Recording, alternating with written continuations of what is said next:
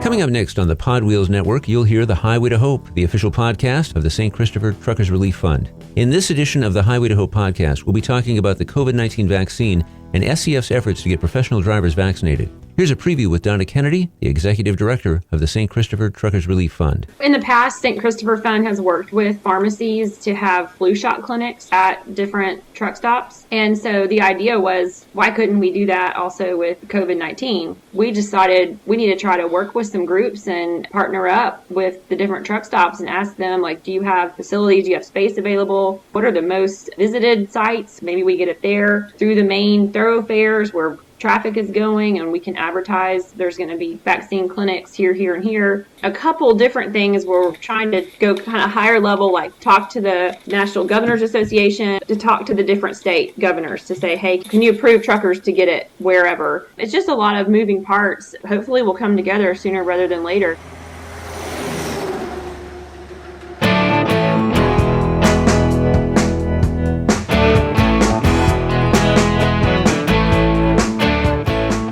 Welcome back to the Highway to Hope, the official podcast of the St. Christopher Truckers Relief Fund. Thanks for connecting with us once again here on the Pod Wheels Network. The SCF Highway to Hope podcast is dedicated to placing a spotlight on the important work being done every week of the year by the St. Christopher Truckers Relief Fund. As we mentioned at the top, we are dedicating this edition of the podcast to provide you with a trucking perspective on what's happening with COVID-19 and the effort to get the country vaccinated. In our feature interview, you'll hear from SCF Executive Director Donna Kennedy, as well as Dr. John McElligott, the Medical Director and owner of Occupational Health Systems, which is located in Knoxville, Tennessee. For those of you who are not familiar with the history of the St. Christopher Truckers Relief Fund, Dr. John is the co-founder of SCF. These days, Dr. John serves as a volunteer medical advisor for SCF. Before we hear our interview with Donna and Dr. John, we'll be taking you to the host of the Highway to Hope podcast, Shannon Currier. As our longtime listeners know, Shannon is the Director of Philanthropy and Development for SCF. As always, Shannon is joined on the podcast by Greg Thompson, who is the Executive Producer of the Pod Wheels Network. Shannon and all our guests on the podcast connected remotely to the Pod Wheels Network studios.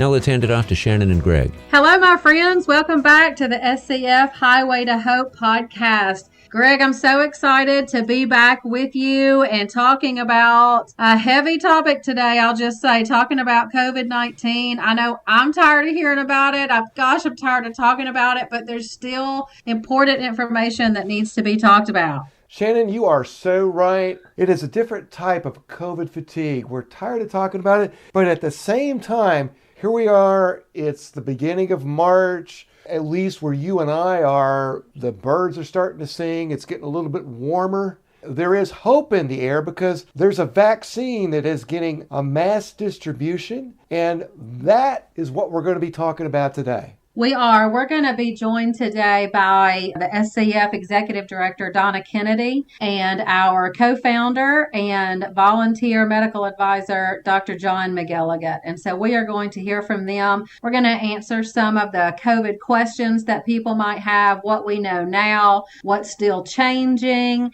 And Dr. John's going to share his experience with COVID with us as well. And during the interview, our listeners will hear you mention that you had COVID. When we talk about having COVID, there are a lot of different versions of it, but there are basically two extremes. There are folks that had very few issues with it, and then, as we'll hear from Dr. John, he actually went into a coma. I mean, life-threatening stuff. And for you, you were on the other end of the spectrum. I was. My husband and I both had it, and so did our friend group.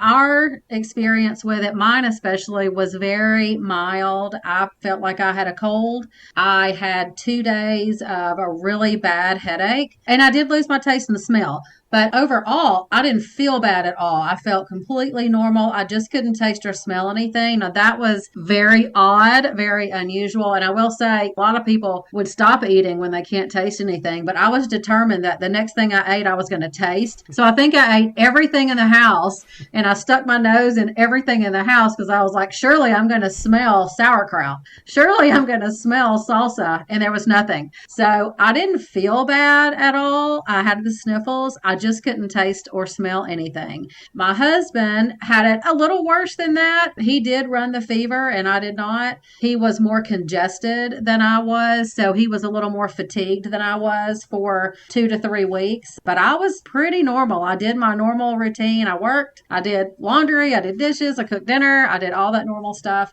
Luckily, my 2 kids who live at home, I've got a 21-year-old at home doing virtual college, and I have my son who's in high school. He's a junior. He actually goes to school, and neither one of them got it. So I was thankful for that. So yeah, my experience wasn't bad, but we've helped people with St. Christopher Fund who have had the whole gamut. We talked with the Drews a few months back, and their experience. And then we're going to hear from Dr. John today. And he really did have probably the most severe type of COVID, the most severe reaction to getting COVID as anybody. And as he'll share, he was in the ICU and really close to death. And I believe that you'll hear that his experience, it tells you, you've got to take this seriously. We still have to mask up. We need to go and access that vaccine as soon as possible. One of the things that's really cool about what we're about to do through this interview is that you and I walk through with them about a number of key questions that are coming up. But as we will share during the interview, and we'll share it again right here,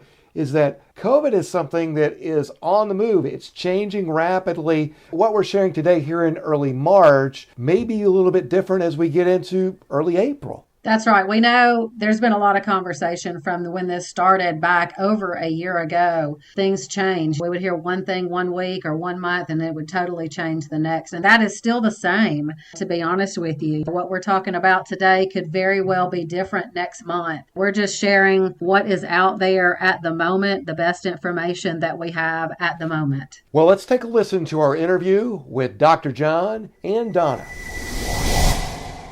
We're excited to welcome to the St. Christopher Fund Highway to Hope podcast this morning our Executive Director, Donna Kennedy, and our volunteer medical advisor and co-founder of St. Christopher Fund, Dr. John McElligott. Welcome both of you all this morning. Thanks for having us. Thank you. We want to talk about COVID-19 this morning, as well as the vaccines, the vaccine process, what we know about it, what we don't know about it, clear up some questions that people may have in relation to the vaccine. And we're going to talk about the different vaccines in general. So we're going to dive right in. Donna, I'm going to go directly to you. Tell the listeners how St. Christopher Fund is trying to help truckers get access to this vaccine. Well, as you all know, it's incredibly difficult for drivers to get any sort of health care, and getting vaccines is no different. So the St. Christopher Fund approached a number of organizations, OIDA, NATSO, ATA, NASTIC, and tried to get them to get support behind getting the vaccines to be available at truck stops across the country.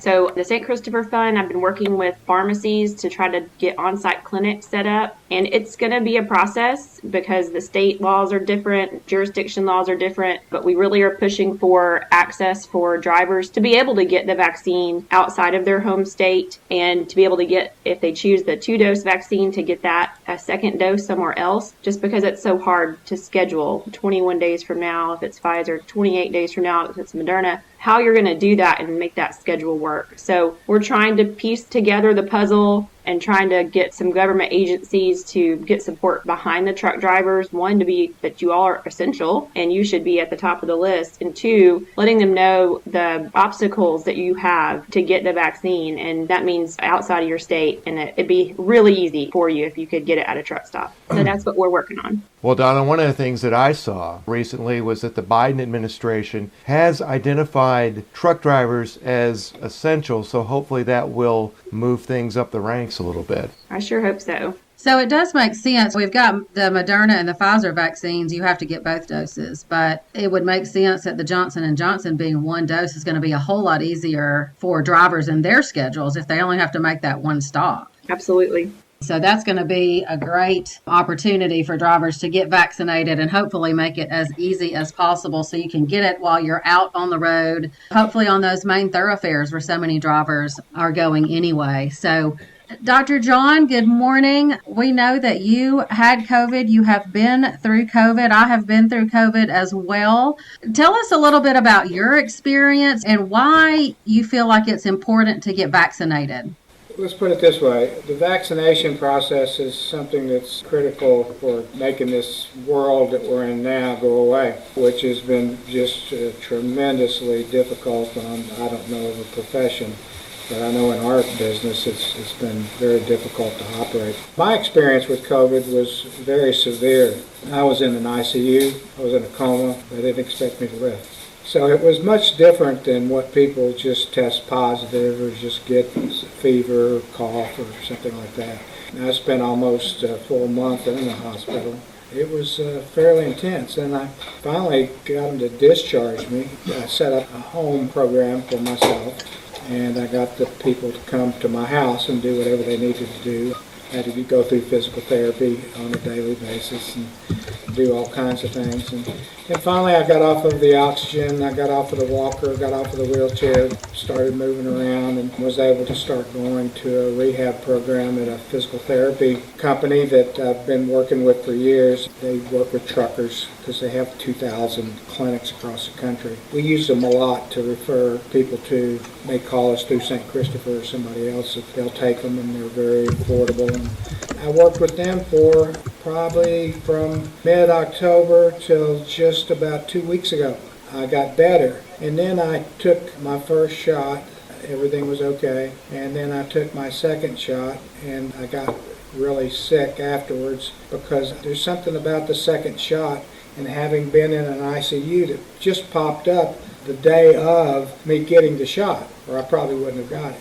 So there are some issues about getting the second shot for certain people that are critically ill, and so they have to be careful. So it's good we've got the different types of shots. We've got the 2-cycle, and we've got the one that's coming out with Johnson & Johnson. So I think this type of a program is something that needs to get out there to them for people they know that who they can call and trust. They can call the St. Christopher Fund, they can call Dr. Johns, they can call a whole bunch of people, and we'll talk to them. It's very important that they understand what's the best thing for them. There's all kinds of things people don't know about truckers and what you got to do for truckers, and the St. Christopher Fund knows more about what to do than anybody in the country, as far as I'm concerned. Absolutely, and we are passionate about trucker health overall, and that's why we put so much time and thought and energy into our health and wellness side, because we know the profession overall is a sedentary profession, and we see the applications that come into us and the underlying issues, and so that's why it's important to us to offer programs that are going to encourage drivers to take control of their health. Nobody can do it for us. We have to do it for ourselves, so that's why it's important to us to put out these programs that are either free or no cost to drivers so they can take control of their own health, and we hopefully do see a healthier driver population.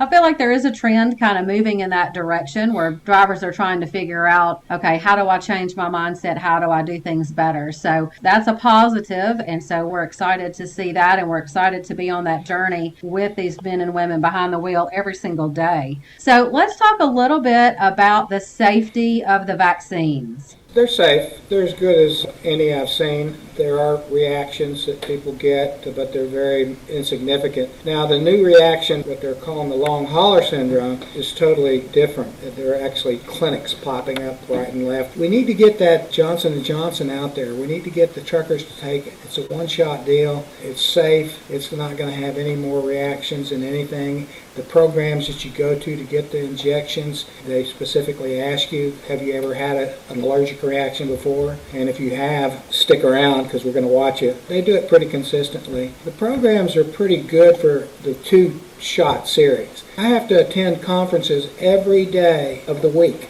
just to keep up with what's going on with COVID. And it's the most mysterious pandemic I've ever seen. Gosh, I've been in several. I mean, I don't know if you remember several years back, but I was on my way to Africa for the Ebola thing, and thank God they stopped me. One of the vaccines that's helping us out is actually a spinoff of the Ebola vaccine. And I wanted to ask you, there is the anti-vax element out there. You kind of hit on it, like, I'm not sure I want to do this, but one, being a doctor, and two, having gone through a life-threatening situation where, as you said, you got it and almost died. Can you speak to the need, the necessity to get vaccinated? Yes, you do need to get vaccinated. I don't care who you are, get it. Now, I would prefer you get the one-shot vaccine. I've heard people are saying that the COVID-19 vaccine will give you COVID, and I wanted to just make sure that we put out there that that is not the case. The vaccine will not give you COVID. There's no live virus. Exactly. It typically takes a few weeks for your body to build that immunity after you get the vaccine, and so you could get infected with the virus just before you got vaccinated or just right after, and that's just because your body hadn't had enough time to build that protection. But the vaccine did not give you COVID. And I read this quote I thought was really fitting for this. It says, "We all know that the rooster crows before the dawn, but we don't think the rooster makes the sun come up simply because they're related in time." And it's the same thing with this. My risk factors started with me when I was in the military. I really didn't have anything like being a smoker or high blood pressure, diabetes, or anything like that. What had hit me was with things like having my neck broken and have a metal neck and a brain stent from getting whacked in the head when I was in the service. And so it just zapped me to where, I was out to lunch. I remember waking up on the floor at my house just briefly while they were putting me in an ambulance, and I didn't even know who my wife was. Now, the good news was it didn't affect my long-term memory, like my work I do. I can remember it like that. But it's just like I looked at certain people that I've known well, and I can't remember their names. And so then all of a sudden it comes back to me. But one thing I figured out, the more I worry about it, the more I can't remember. So I quit worrying about it.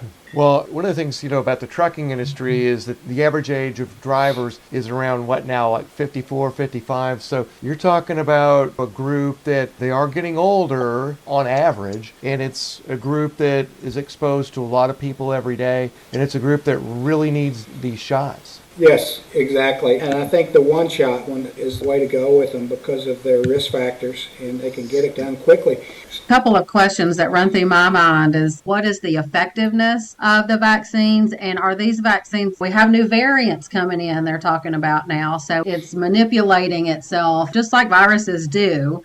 Donna, can we talk a little bit about the effectiveness and about the variants of COVID as well? Yeah, it's really amazing. The Pfizer, Moderna, and Johnson & Johnson vaccines all have nearly 100% effectiveness in preventing hospitalizations and death. And that's just amazing. You've probably heard the Pfizer, Moderna, after both doses, have 95% effectiveness in preventing that moderate or symptomatic cases. And Johnson & Johnson, they're saying that's about 66% effective at preventing the moderate or symptomatic cases. Some people see 66% Johnson & Johnson, that's not as good, I don't want that. And that's not really fair. It's not really looking at the whole picture. Again, all three of them almost 100% effective in preventing hospitalizations and death. The Johnson & Johnson vaccine was tested in different settings than Pfizer and Moderna and in different places. So it was tested in the U.S., in Latin America, South Africa, and some of those variants were already starting to come up when that was being tested. So it's 66%, including all these variants. But if you actually just look at the data and pull the Johnson & Johnson from the U.S. people that were in the trials, that rate is actually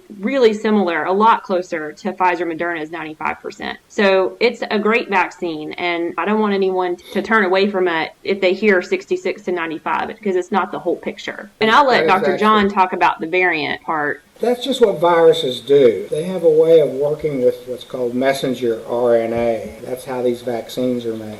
And they can get in there and jack around with it. And again, we don't know where this virus came from. So is the COVID virus, is it like most viruses? They just mutate and there are different variants, and so that's why vaccines might have to change along the way? Oh, they'll definitely change. And they're not really variants. It's a normal mutation. It's like the flu thing. It changes. We used to have an A. Now we got an A and a B. Now we got an A, a B, a C, and a D. Okay, you don't hear about those other ones because they just don't have enough clout to get out there and get amongst them. It's fascinating, and I was an infectious disease guy at Yale University every summer while I was a resident.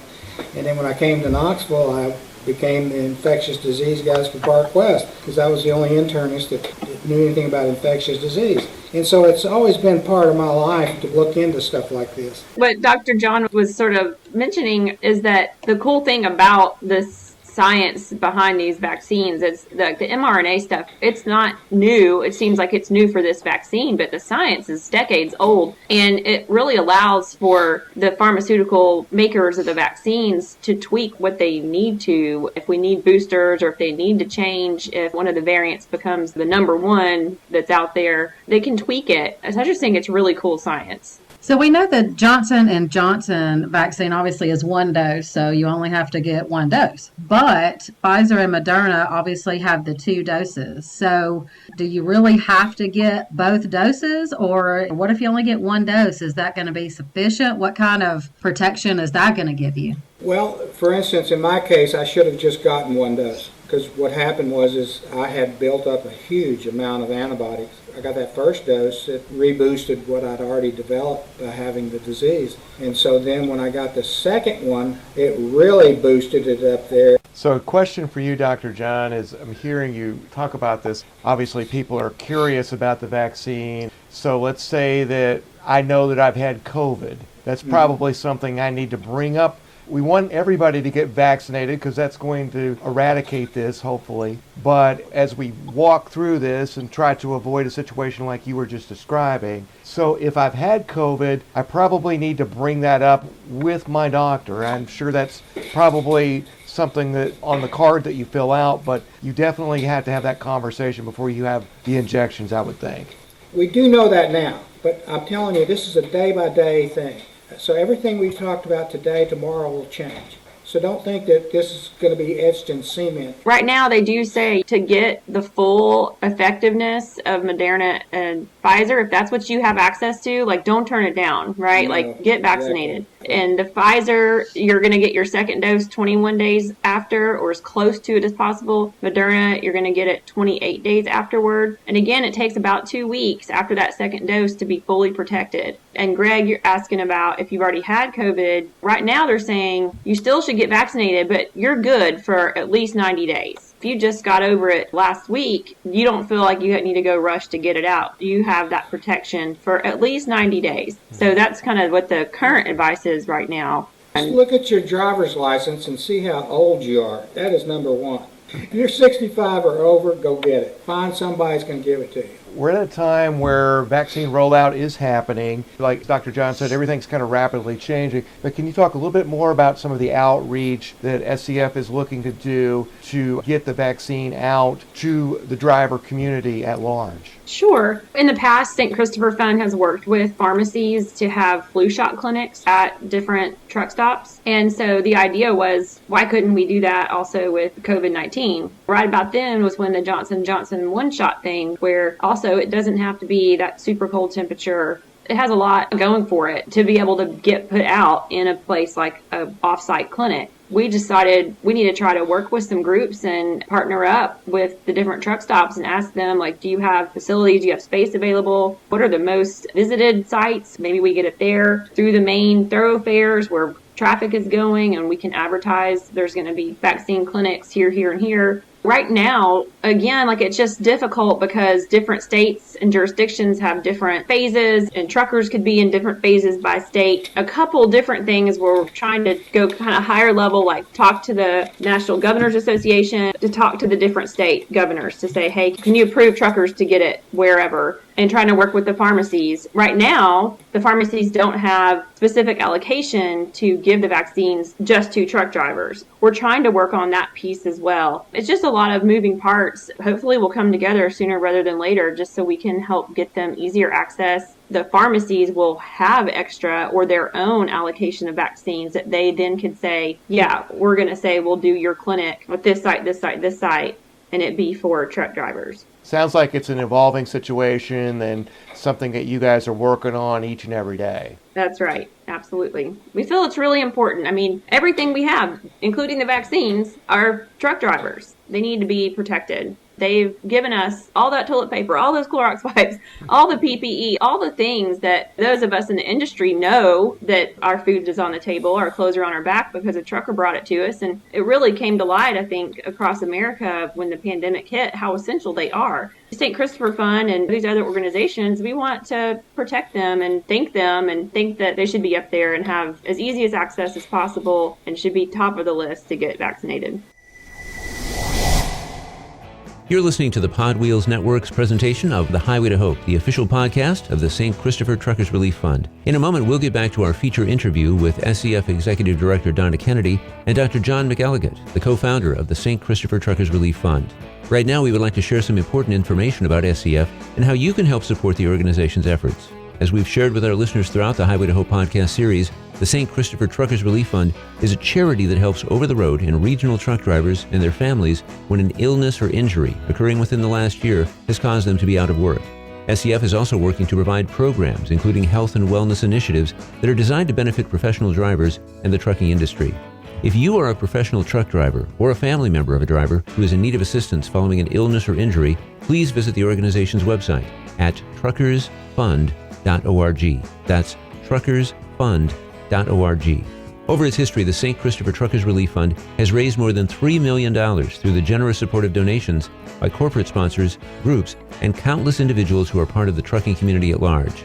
As the country continues to deal with COVID-19, the need for assistance for professional drivers and their families has never been greater. SCF is continually working to grow its donor base, and you might be able to help in the effort to pay it forward through SCF. If you're interested in becoming a supporter of the work done by SCF, please visit truckersfund.org and click on the donate button. Visit truckersfund.org and consider making a donation today. Now let's go back to our feature interview on this edition of the Highway to Hope podcast on the Pod Wheels Network. As you'll hear, we'll be picking up the conversation on COVID-19 with Shannon Currier, the Director of Philanthropy and Development for the St. Christopher Truckers Relief Fund. If it's okay, I'm going to just ask you a series of questions and let you give some feedback on them. These are just kind of like, yes, you should do it, no, you shouldn't, and here's why type of questions. All right, so question one is, can I get the vaccine if I have underlying health conditions or if I'm immunocompromised? Yes, you can. Matter of fact, I've just talked to some people with MD Anderson. I send a lot of people there probably course of my career 20, 30 times. One of them is right now in that exact classification. He had a brain tumor, just popped out of the blue. And the one thing you don't do, cancer, is give up on it unless they've gone through MD Anderson, which is down in Houston. And so he went down there, and guess what? They cured his brain cancer. What happens with him now is he asked me about getting the vaccine, and I said, call MD Anderson. And of course, MD Anderson said, get it, because his immune system was completely wiped out because of chemo, radiation like you wouldn't believe, but it got rid of his brain cancer, but he has no immune system. He has to get T-cell therapy, which is one of the cells in your body that boost your immune system. That's a good question. People need to answer that question. I think that every person needs to have a good doctor, and again, that's hard to find. So this next question is not for me because I am definitely not in this category, but can I get the vaccine if I'm pregnant or if I'm trying to conceive or if I am breastfeeding? Well, again, that depends on what sort of shape you're in and what your doctor thinks, that your immune system is good, that you have no complications of your pregnancy, there's no family history of problems, you're not got diabetes running in the family, just a whole bunch of things. Again, this boils down to talking to your doctor and say, okay, should I get in line? It's something that it's patient by patient and doctor-patient relationship, and the doctor will tell them what they need to do, because you've got to know that patient. You can't just make a blanket description and say, yeah, go out and everybody get it. There may be some that are worried about getting it, and if they're worried about it, they need to talk to their doctor. Yeah, I agree with that. And I did see that the vaccines weren't studied in pregnant people or women that were breastfeeding. So it wasn't studied, but then I had read that American College of Obstetricians and Gynecologists did advise that most patients, again, like Dr. John's saying, talk to your doctor first. But they said most patients are probably going to benefit from getting the vaccine during these times, and that benefits are going to be more beneficial to have it than not having the vaccine. Exactly. When in doubt, err on the side of caution. Like anything, we're all going to say, go and talk to your doctor if you have a concern or a question or a fear. Go and talk to your doctor personally about your particular situation. There is no blanket health answer for not just COVID, but for any situation. So definitely go talk to your doctor about your particular health issues. Our problem with truckers, though, is that they do not have doctors. They don't have a doctor, and I'm constantly chewing on them all the time. See, I do talks with truckers all the time. I don't know if y'all were at the truck show, the last one I went to in Dallas, but I got up in front of the FMCSA and I said, you guys need to quit over-regulating these people, and you need to give them at least one day a month that they can go see their doctor. We know that there's different phases across different states across the country of who is eligible to get the vaccine, and we know as of right now it hasn't been just open to anybody and everybody. Give us some information about the vaccine and kids. What do we know at this point? I mean, like you said, things can change day to day, but what do we know at this point about the vaccine in relation to kids? Right now, kids don't need the vaccine for the biggest majority of them. Now, there's probably a certain rare instance where you've got somebody at risk and possibly would need it. But then again, the vaccine may need to be modified for the children. But right now, if you look at the kids that have died, it's almost zero. There's been a few, but they have been people that got in the mix of things and something happened and they got COVID and died. It's very, very, very, very rare. And like I said, it's almost zero. If you've got a child that you're concerned about, when they're born, they're going to have your immune system on board, okay? In other words, you're the one that produced what they've got in them right now. And then over time, they develop their own, and they build it up, and they build it up. And, of course, we've got vaccinations that they start getting at a fairly young age for certain things. For the most part, I'm not too worried about kids. They're not on the top of my list. Kid that has an autoimmune deficiency, then they certainly need to be looked at and discussed privately. And I will add that the Moderna vaccine has been approved for kids 18 and older, which I think is important for like college-age kids, maybe bringing it back to their families. They could be asymptomatic and bring it back to their older parents. And the Pfizer vaccine is approved for kids 16 and older. And they're still doing ongoing trials right now for age 12 and up with all three vaccines. And again, I think I agree with Dr. John. It's not so much that the kids suffer and have the hospitalizations and deaths, but they can be carriers to the older population. The thing about it is you got to start with the very top. The very top is number one in my book is age. Just look at their driver's license. You can weed out a whole bunch of them. Okay, that's number one. Number two is chronic conditions. If you've got a lot of the chronic conditions, now you tell me who's got the most chronic conditions of any profession in the world, it's truckers. So chronic conditions. Number three is, okay, are you in an environment, like you said, college, this, that a vaccine would help other people and help a herd immunity, stuff like that. See, all those things are important.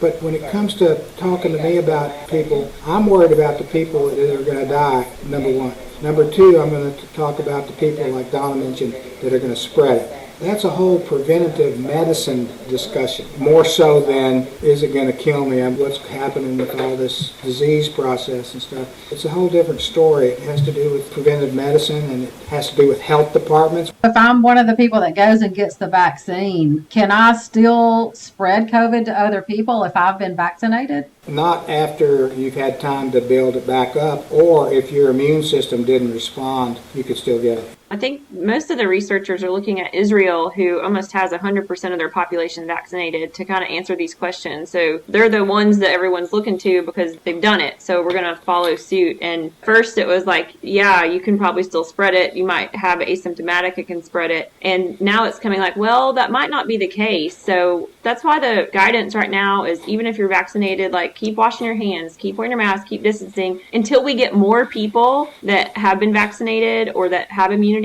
And like, let's keep looking at Israel to see for sure, is that true? Like, I'm vaccinated, I can't get it. I'll tell you about Israel. They're ahead of the curve on everything. That country's amazing. Matter of fact, the president of Israel was on a talk just this morning, just about what you just said. So, see, that's how quickly things change in this business. This changes every day. Yes, and that's why if you look in my office, I study, I take tests, I'm constantly reading, but that's what you've got to do if you're going to be a good doctor. I think it's important in this situation where so many people, it seemed like, had mistrust in the CDC and the WHO at the beginning. And as it was really starting and moving on, it's like, you don't have to wear a mask. Well, now you have to wear a mask. It's just because it was so new. I mean, it's the novel coronavirus, novel meaning new. There wasn't enough data on what it was, how it spreads, and what we can do. And so it took some months and it took some tweaks in the guidance. And that's still been going on. Like, it's going to happen just like with this. Like, what does it mean after I'm vaccinated? How long do I have to wear a mask? How long do we have to distance? And we don't have those answers yet because it is just constantly evolving. So what do we know right now? What are the short-term and long-term side effects of the COVID-19 vaccine? Nothing really. I mean, to speak of, except kind of like what I got with the long hauler stuff. I think the short term, right, is like you might have that site tenderness, like you got the shot. Some people maybe get a fever. Some people might have like joint pains or chills. But it's like lasts maybe a day. Not everyone gets it. Some people call it side effects, but it's really the response to your vaccine. It seems to differ just as greatly across people as the virus does. Some people never knew they had it. Some people have a runny nose. Some people are in the hospital. It seems like, I mean, Dr. John, you probably have more like the actual data on the numbers, but it just seems to range so much on what those short-term little... The definition of side effects is what the problem is. There's some people, if they get a little red bump on their arm and they're just going crazy, that's nothing. It's going to go away. If it's something local, it's local.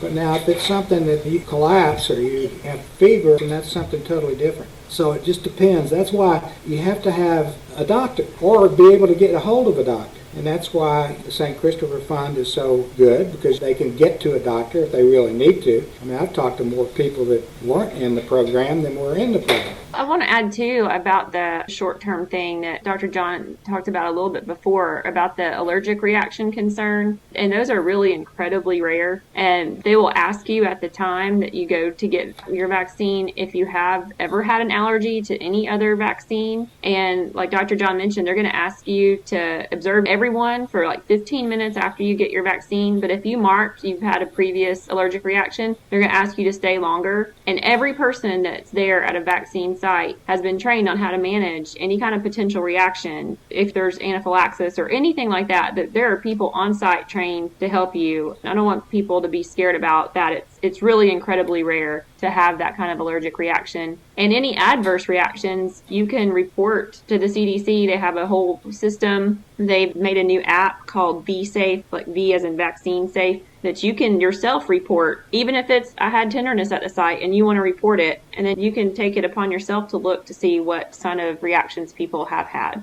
But they seem to be very mild and similar to any other vaccine. So we talked a little bit earlier about when people can get vaccinated, and states are different. Where do people go if that's their question? When can I get vaccinated? Where can I get vaccinated? Where do people go to find this information? Again, we've talked about it varies by state. And so here in Tennessee, they made a covidtn.gov site, and there's a little eligibility form you can fill out. They'll tell you when your phase is, and you can put in your email and your phone number, and they'll send you a message when your phase is opened. So I would recommend going to your state site, Google Alabama COVID eligibility, and something should come up that you can put that in and find out when you, based on your risk factors, your age, and everything else that state is taking into consideration, when you will be eligible to get vaccinated. And it should have on there where you can get vaccinated as well, if it's at a hospital or if it's at a pharmacy or if it's at a health department. It should list on there the places you can contact. A really cool site that just came out called vaccinefinder.org. It just came out last week, vaccinefinder.org. You can put in your zip code. It'll show you everywhere that vaccines are available. It'll tell you how far away it is. You can directly click from that site to try to make an appointment. It tells you if they're in stock or out of stock. You can get them at the hospitals, your primary care physicians, the health department, pharmacies. But check that. Walmart's, Costco's, Sam's Clubs, Kroger's, all those places are opening up. So I would definitely recommend, if you know it's your time, or even if you want to check, look at vaccinefinder.org. Put in your zip code, see where you can go. And what about the cost of these vaccines? I mean, there's been some question about that, because originally it came out and said vaccines were going to be free and they weren't going to cost people anything. What do we know about that? They're still free. It's great news. We're going to pay for it on the back end, right, for our taxes. But As part of the CARES Act, the vaccine is free of charge for everyone. If you have insurance, they will ask you to provide your insurance information, and then they'll try to get it covered through the insurance company. If you're uninsured, you're good. So no payment is going to be needed for you to get the vaccine at the time or afterward. There are people out there trying to scam. Give me this much and I'll get you an appointment. Give me this much and I'll get you a vaccine. Don't do that. There's no cost to you at the time of your vaccine, and you shouldn't be billed afterward for the administration of it or the vaccine itself. Greg, do you have any questions that we haven't covered? Anything that's come to mind while you've been listening? I wanted to kind of wrap things up. I wanted to, again, circle back to, we have the vaccine out here, and it sounds like SCF is really working to get the word out, to try to get these resources to the front line, use all the connections that you have in the industry. Can you just talk a little bit more about that effort, about the focus, and what we can expect moving forward? Yeah, we're just going to keep plugging away, trying to stay up to date with what the pharmacies have available, trying to keep pushing and getting in contact with the state governors, just people higher up. Let's just keep moving up the chain as much as we can to get it out in front of everyone, to get on board with letting the access for truckers be easy. That means that can be across state lines, and doesn't have to be, if you choose the second dose, it doesn't have to be in the same place. All those different things just have to be looked at for this population that are essentially transient. We just want to do what the St. Christopher Fund can to help them. Use this podcast to educate you on why you should get vaccinated, and hopefully answered some of your questions about it, hopefully got rid of some myths about it. I just really want drivers to be protected. Protect yourself, protect your family, and keep doing what you do, and we appreciate you. Well, it's a lot of information, and we know it changes regularly, and we try to stay on top of that information, as does Dr. John, obviously, that we work very closely with. Thank you all for sharing so much information. It's a heavy topic right now because there is so much information. There's misinformation even out there, and it is something new. And so people are trying to decide what's best for them and talk to their doctors. And so thank you both for taking time to share with our audience what we know at this time. And as things change, if there's major breakthroughs and things like that, we can come back and revisit and talk about some other things that might come to light. And so thank you both for your time. It's been great conversation, and we always encourage, when you're talking about your health, if you don't have a doctor, find a doctor. Have somebody you can talk to on a regular basis that knows your body and knows your health, so you can go to and ask these questions. Don't just be out there wondering or asking people that might not actually have the expertise in this area. So thank you both for taking the time. It's been a pleasure to have you on the SCF Highway to Hope. You're welcome. Thanks for having us. That was Donna Kennedy, SCF's Executive Director, and John McElligott, SCF Co-Founder and Volunteer Medical Advisor for SCF. Appreciate their time and appreciate John's expertise bringing this information to the St. Christopher audience. It's a lot of information, and we know that it changes daily and weekly. We are just excited at SCF to partner with these other organizations to hopefully bring this vaccine to the truck driving community, to truck stops where it will be convenient for drivers to get the vaccine. We know that it's difficult, especially do a 2-dose vaccine. So we're hoping to continue to work with these other organizations and get this 1-dose vaccine out and available. So we will keep you all updated on that. So you'll want to stay tuned for additional information on that as well. A couple things I heard from the interview was that you guys have put a laser focus on this because you understand how important it is to get the vaccine out to the driving community, and in being in the industry, you understand the logistical challenges that go along with 2 vaccines versus the Johnson & Johnson with the 1. What I'm hearing here is that you guys are really pushing hard to get that single vaccine out to the trucking community, make these things happen, and you're laser focused on it. Right. We're always looking for how do we help drivers on the health and wellness side. We help them financially, but the health and wellness side for us is just as important. And so we're trying to do everything we can to get this moved forward. We know that they've been recognized as an essential industry. And of course, we know they're essential. We've always known they're essential, but it has unfortunately taken something like this for maybe everybody as a whole to realize how essential they are. And they're essential getting these vaccines where they need to go. So we feel like they're important important in this line of people that need to get the vaccine. But we also know the logistics of this for drivers is difficult. It's very difficult to say, I'm home this week. Yeah, I got scheduled 2 months ago to get this vaccine and I'm home this week to get it, but I've got to be back home in 28 days to do that. A lot of drivers can't make that happen. And so that is a burden on them and could be a deterrent for somebody that wants to get the vaccine. It could be a deterrent for them getting it because they know they can't get back there. So the one-dose vaccine obviously would make it much more easy, much more convenient for these drivers to get the vaccine that want to get it. And so we also want to have it out there at the fuel stops where these drivers are on a daily basis, on those main corridors where they're making their way back and forth across the country. So we're working hard to make that happen and to make it as easy as possible. So we're hoping that very soon we're going to be able to announce, hey, this is what's going on. This is where you can get it, and you'll be able to stop and get it at your convenience. Well, it's one of those things where stay tuned, mask up, social distance, do all those smart things. As that vaccine is available and it can happen logistically for you, make it happen. Because as we talked about at the beginning of this, we're all tired of COVID. There's COVID fatigue, but there's also hope.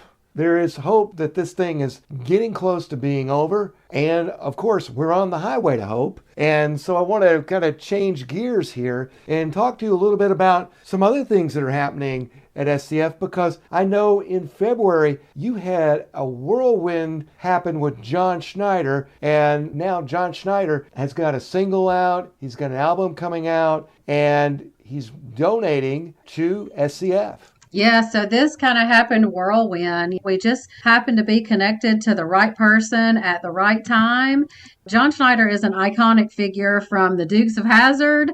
He is Bo Duke. And so that's how everybody just really knows him. And we all grew up with him. And he's always had this just infectious personality and smile. And so it was exciting to be able to talk to him and talk to his team and tell him who we were. He has a new album coming out. He has a new single that dropped this past Friday called Truck On. The title of the album is also Truck On. And so here's what happened. So John was out in a RV last year doing some traveling with his family and was, of course, having to stop at fuel stops to fuel and maybe spend the night and that kind of thing. And they were full because truck drivers were working last year during COVID when all the rest of us were able to be home. They were out there taking care of us. And so he's always had an appreciation for truck drivers. That's been a history with him, but it really hit him smack in the face when he saw all of these trucks sitting out there, not enough parking. They're parked anywhere and everywhere for the night to get some rest. And he was like, okay, this is really just a slap upside the head. I've always known they're essential, but this is in my face. And so he was like, I want to do something to honor these men and women. So that's what he did with this new album. It is dedicated and it is about truck drivers. When we were able to connect with him and say, hey, here's who we are, is what we do. We're a part of this essential industry. These truck drivers are all that we think about. They're very important to us. We know how important they are. And it just seemed like the perfect marriage. And so John decided to partner with us. He loves what we do and very passionate about the health and wellness side for drivers as well. And so he's donating a portion of his proceeds from the song and the album to St. Christopher Fund. The album itself drops on April 2nd. So go check it out. You can find connections to it, links to it on our social media, on his social media, or just Google it. You'll find it, but it's called Truck On. It's such a fun song. It is. It's a lot of fun to listen to. And so hopefully we'll be talking to John soon. We'd like to bring him on the Highway to Hope podcast so you all can hear directly from him and hear his passion for the driving community. And for you Dukes of Hazzard fans, if you watch that video real close, you'll see the General Lee make a guest appearance about like 2 seconds long, but it's a cool song. It's a great concept. Thanks for sharing that story with us. It sounded like John was able to connect with drivers at a ground floor, see what was going on, and again, express his appreciation for the industry and what they do through the song, through the album. Exciting times, and looking forward to possibly having him on in the future. I know you have some other great things that we can't talk about yet, but there are things out there that are getting ready to happen. So it's one of those things where stay tuned to all your social media channels on SCF. And Shannon, why don't you run through those for us as we close out the podcast? Yeah, absolutely. Stay tuned. We'll have another announcement coming probably end of this month, 1st of April. So that's going to be a good one too. So stay tuned to that. You can find us, of course, on our website at truckersfund.org, and then follow us on social media. You can find us on Facebook, Instagram, Twitter, LinkedIn. We do have a YouTube page. We have a TikTok page. I can't say that those two are very active, but we're working on those. We're basically anywhere you are. And of course, you can find our podcast on the Pod Wheels Network. You can find it on our website and across all of your favorite podcast platforms. Is there anything else you want to share with us before we close out this edition of the Highway to Hope? Oh gosh, I just always want to say how appreciative I am to you, Greg, for partnering with us on this, for producing this podcast with me and for us. You help us reach an audience we wouldn't reach otherwise. And so it's always a pleasure. We have a lot of fun doing it. Y'all don't get to hear the outtakes on the back end, but those are a lot of fun too. Hopefully we'll get to do some in person before too long. Yeah. That will be a lot of fun. Hopefully we'll get to see people in person. A lot of the shows have been canceled again for this year, but there's a couple that are still running. Maybe we'll get to lay eyes on a few people this year. So just that we miss y'all. We miss y'all like crazy. We miss seeing everybody's faces. We miss giving everybody hugs. And we are ready to get back to that very soon. Well, the interview that we had today gives us a lot of hope that those types of things that you were just talking about can happen. Absolutely. And I'm so ready. I'm a people person. I'm an extrovert, and being isolated is not good for me. And so I'm ready. And the last thing we'd like to share is that we know professional drivers across this country are making it happen every day. And we talked about that in the interview. We talked about that at the beginning. You guys keep the American economy moving. And I think about that every day as we work on projects for the Pod Wheels Network, as we work with SCF. And Shannon, I know you think about that every day as well. I do. We know how valuable drivers are. We know that they are needed. We love you all, and we appreciate everything that you all do. Everything that we have is because of you all, and we know that. Just thank you. That's all I know to say. Thank you. We love you, and let us know what you all need and how we can better help you all. Once again, thank you for listening to Highway to Hope on the Pod Wheels Network. The Highway to Hope is the official podcast of the St. Christopher Truckers Relief Fund. If you would like to learn more about SCF or would like to make a donation to SCF, please visit the organization's website at truckersfund.org. That's truckersfund.org. We'll have more new episodes of the Highway to Hope coming your way in the near future. The Pod Wheels Network is proud to produce the Highway to Hope podcast in collaboration with the St. Christopher Truckers Relief Fund. We'd like to hear from you, our listeners. Please send your questions, your comments, and your ideas for what you'd like to hear on the podcast to the following email address: info@podwheelsnetwork.com. That's info@podwheelsnetwork.com. The Pod Wheels Network would like to thank you for connecting with us today. You can stay up to date on the latest from the Pod Wheels Network by downloading the Pod Wheels app. It's available in the Apple Store and on Google Play. Just search Pod Wheels in either store and download the app.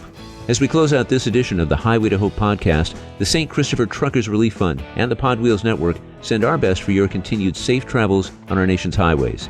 And especially these days, as we face the COVID-19 global pandemic, remember taking good care of your health is one of the key components to staying safe on the road and staying safe at home.